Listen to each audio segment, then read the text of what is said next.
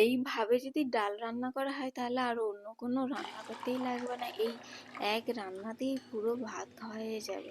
আমি নিয়ে নিলাম হাফ কাপ মুসুর ডাল ও হাফ কাপ মুগ ডাল। জল দিয়ে ভালো করে ধুয়ে ভালো করে পরিষ্কার করে নিলাম ও আবার ভালো জল দিয়ে আমি ভিজিয়ে রেখে দিলাম 10 মিনিট।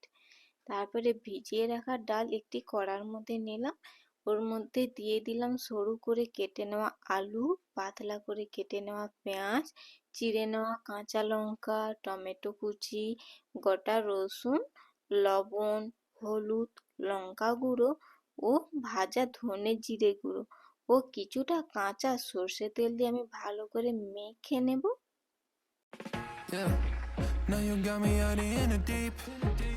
মেখে নেওয়া হয়ে গেলে আমি পরিমাণ মতো জল দিয়ে দেব সেদ্ধ করার জন্য। সেদ্ধ করতে বসিয়ে দিলাম।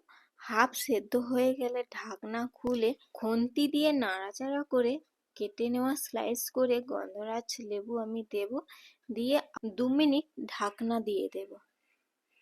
অল্প আঁচে রেখেই ডালটা সেদ্ধ করতে হবে। অন্য আরেকটি কড়ার মধ্যে সরষের তেল গরম করে দিয়ে দিলাম শুকনো লঙ্কা, 5 ফোড়ন ও কুচি করে নেওয়া আদার টুকরো দিয়ে ভালো করে নাড়াচাড়া করে কেটে নেওয়া পেঁয়াজ দিয়ে আমি ভেজে নেব। এর মধ্যে দিয়ে দিলাম কাশ্মীরি লঙ্কা গুঁড়ো, ভালো করে মিশিয়ে সেদ্ধ ডালের মধ্যে আমি ছোঁক দিয়ে দিলাম, দিয়ে ভালো করে আবার আমি মিশিয়ে নিলাম।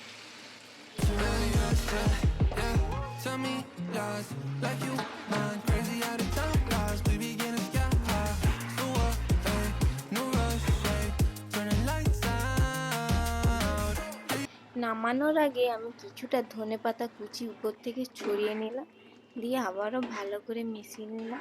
এইভাবে যদি একবার সবাই বাড়িতে ডাল রান্না করো তাহলে আর অন্য কোনো রান্না করতেই লাগবে না, এই এক রান্না দিয়ে পুরো ভাত খাওয়া হয়ে যাবে।